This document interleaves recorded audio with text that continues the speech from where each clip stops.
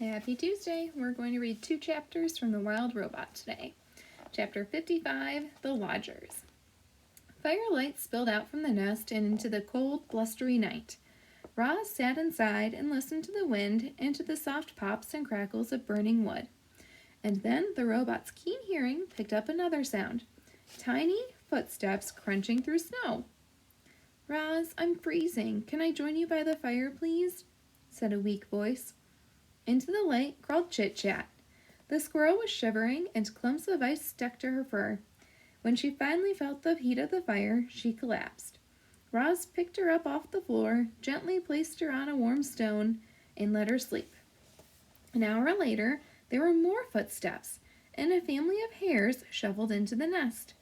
They huddled together in a corner without saying a word. Pigtail, the opossum, was the next to arrive.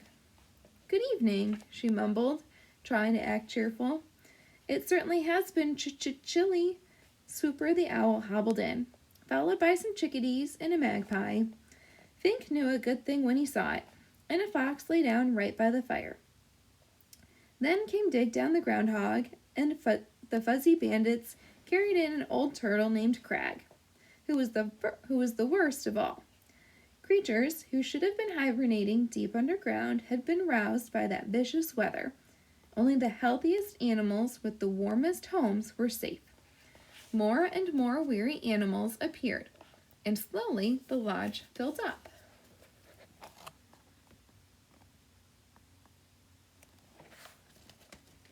This was the first time many of the lodgers had seen fire, and they gazed at it with a mixture of fear and hope. They could feel the fire's destructive power, but they could also feel its healing power as it warmed their bones. The lodgers seemed to push forward, eager to feel more warmth, and then pull back, afraid of feeling too much. It was important that the lodgers understood fire, so Roz showed them how to build one. She showed the smaller animals how to arrange the kindling, and she showed the bigger animals how to arrange the logs. Bumpkin, Lumpkin, and Rumpkin struck the firestones together, and everyone cheered when they finally managed to spark. As Roz looked around, she saw moles curling up beside an owl, a mouse snuggling between 2 weasels, hares nestling against a badger. Never before had the robot seen prey and predators so close and peaceful. But how long could the peace possibly last? "I propose a truce," said Roz, "like the dawn truce. Everyone must agree not to hunt or harm one another while in my lodge." "Very well," said Swooper, after consulting his carnivorous friends. "We hunters will control ourselves." "Then it is settled," said Roz. "My home is a safe place for all." One by one, the lodgers each fell asleep. Even the nocturnal creatures, usually wide awake at that hour, gave in to the coziness of the nest. The robot stood out of the way and quietly tended to the fire as her guests slept through the night. Only when daylight was streaming in through the door did the lodgers finally begin to stir. "You are all welcome to stay here as long as you like," said the robot as the animals rubbed sleep from their eyes. "My home is your home." "Thanks a lot, Roz." Fink carefully stepped over a hare and a woodpecker on his way to the door. "I don't think I would have survived another night on my own." "It's just too bad we can't cram a few more creatures in here." And the fox slipped outside. The robot looked down at the fur and feathers that now carpeted the floor. The nest had been completely full that night. If any more animals showed up, they'd be left out in the cold.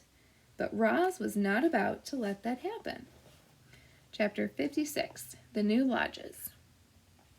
The second lodge would have to be bigger than the first if it was going to fit Broadfoot the bull moose. He was a towering hulk of animal and had a thick coat of fur, but even he was struggling with the frigid temperatures. Broadfoot lived on the other side of the pond in a dense section of forest that was home to many animals, most of whom were in desperate need of a good thaw. The winter days were short, so there was no time to waste. Rather than walking all the way around the pond, Roz tested its frozen surface to see if it was safe to cross. She threw a heavy rock high in the air and watched it bounce off the hard ice. Then she carefully walked over the ice and into the forest on the other side, where she found Broadfoot waiting for her. The moose quietly led the robot to the clearing in the trees where the new lodge would go. Then Roz made a fire and watched as cold creatures began crawling out from the shadows. "Do not worry," the robot said to the growing crowd, steam puffing from their noses.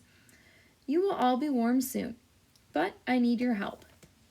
Roz asked the animals to collect anything useful they could find: large stones, strong branches, chunks of frozen mud. With the robot's building expertise and the small army of helpers, construction of the second lodge didn't take long.